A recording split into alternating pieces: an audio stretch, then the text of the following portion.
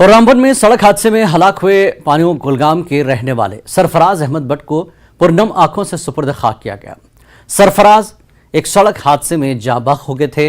वो पेशे से इंडियन एयरफोर्स में मुलाजमत करते थे। जवान की लाश जो ही उनके आबाई घर पहुंचाई गई तो यहां इलाके में सफ़े मातम बिछ गया। मरहूम का नमाज जनाजा अदा करके उन्हें पुरनम आंखों से सुपुर्द खाक किया गया।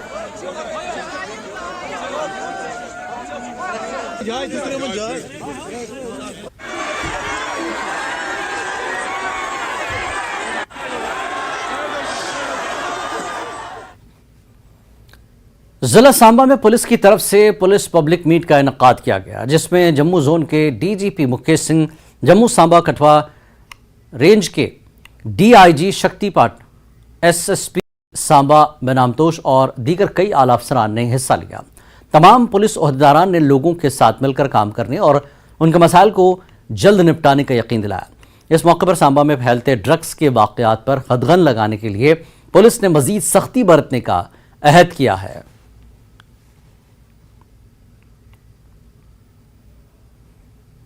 इसके जो चिंता का विषय है, जैसे ड्रग्स की बात हो, वेपन स्मगलिंग की बात हो, माइनिंग की बात हो, बोवाइन स्मगलिंग की बात हो, उन सब बातों को सुना गया।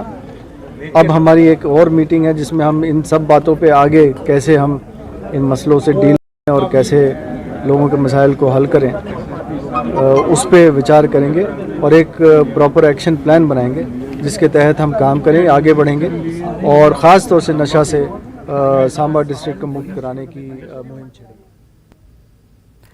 चेयरपर्सन जम्मू कश्मीर वक्फ बोर्ड डॉक्टर दर्शन अंद्राबी और डीसी श्रीनगर एजाज असद ने ईदगाह श्रीनगर का दौरा किया। उन्होंने ईदगाह श्रीनगर में नमाज ईद उल फितर की तैयारियों और सफाई का जायजा लिया। दर्शन अंद्राबी ने कहा कि अवाम नमाज ईद श्रीनगर ईदगाह में अदा करने के लिए पुरजोश हैं। ईद से पहले ईदगाह में तमाम तैयारियां मुकम्मल कर ली जाएंगी। अंद्राबी ने कहा कि इंशाअल्लाह रवां साल नमाज ईद ईदगाह में अदा की जाएगी। डीसी श्रीनगर एजाज असद ने बताया कि वक्फ बोर्ड ने औकाफी अमलाक पर नाजायज़ कब्ज़ों, ड्रेनेज और लाइटिंग जैसे मसाइल को उठाया है। उन्होंने इन मामलों को जल्द हल करने की यकीन दहानी कराई। उन्होंने ये भी कहा कि ईदगाह की ज़मीन पर तजावुज़ात हुई हैं या नहीं मालूम करने के लिए मुनासिब हदबंदी की जाएगी।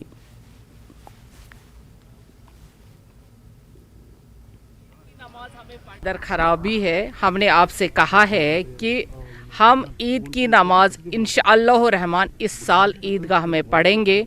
आपने देखा एडमिनिस्ट्रेशन से हमारा जो डी साहब है, आज सारी एडमिनिस्ट्रेशन यहाँ पे हैं ताकि वाकई में खुशगवार माहौल में, जो कश्मीर में अब खुशगवार माहौल है, उसमें ईद की नमाज भी खुशियों के साथ ईद गाह में पढ़ी जाए।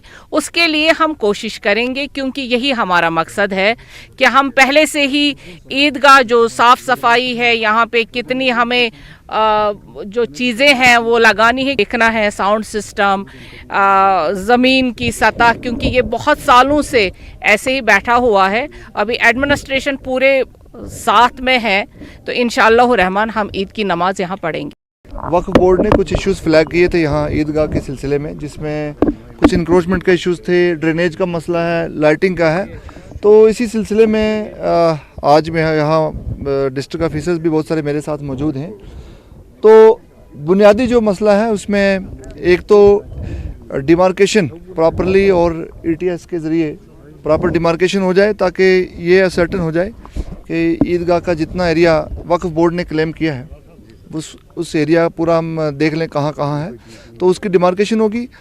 दूसरा मामला है यहाँ पर ड्रेनेज का। आप देख रहे हैं आज रात को बारिश हुई है और काफ़ी जगह पर इकट्ठा हो गया है, तो इस ड्रेनेज का क्या होगा उस बारे में, उसके बाद यहाँ का जो साउंड सिस्टम है उसके बारे में, और फिर ईदगाह की ब्यूटिफिकेशन। तो ये मुख्तलिफ जो काम हैं, मुख्तलिफ डिपार्टमेंट्स का इसमें ताल्लुक़ है, इसीलिए अलग अलग जो डिपार्टमेंट्स हैं यहाँ पर सारे मौजूद हैं और इन सभी इश्यूज़ को रिज़ॉल्व करने के लिए हमने आज यहाँ दौरा किया है।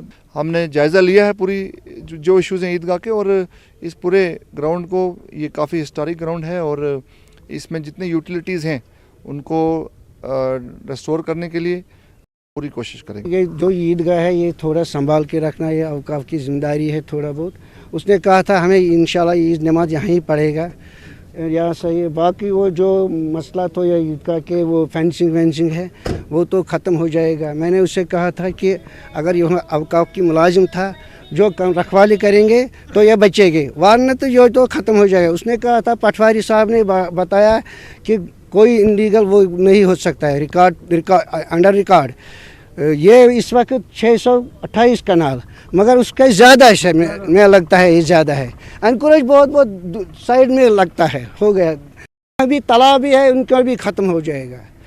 मैंने उससे रिक्वेस्ट किया जरा ये संभाल कर, जहाँ इतने ही हुआ है क्या है वही संभाल। जम्मू कश्मीर की सरहद पर दुश्मनों को धूल चटाने वाली भारतीय फौज अब सूखे पड़े तालाबों और झीलों में नई जान डालने की कोशिश करेगी। इसके लिए फौज ने आवाम के साथ मिलकर अखनूर के सरहदी इलाकों में एक बार फिर तालाबों को जिंदा करने का काम शुरू कर दिया है। हुकूमत की तरफ से शुरू किए गए प्रोग्राम मिशन अमृत सरोवर के तहत पुराने तालाब एक बार फिर लोगों की प्यास बुझाने का काम करेंगे। इन तालाबों में फौज के एहलकार ड्रोन के जरिए पूरी झील का मुआयना भी कर रहे हैं। फौज अपने ट्रैक्टर और जेसीबी भी मुहैया करा रही है।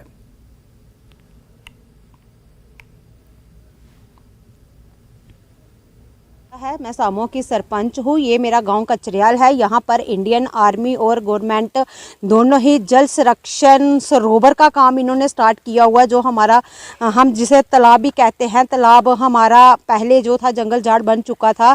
अब नए सिरे से ये प्रोसेस किया गवर्नमेंट ने और इंडियन आर्मी ने इसको साफ़ सफाई करके अच्छे तरीके से इसे लेबल करके ये बना रहे हैं। और इससे हमें काफ़ी बेनिफिट होगा कि ये थोड़ा सा कंडी पड़ता है। मेरी ये गांव है, ये बहुत कंडी एरिया पड़ता है और पानी की हमेशा प्रॉब्लम ही रहती है।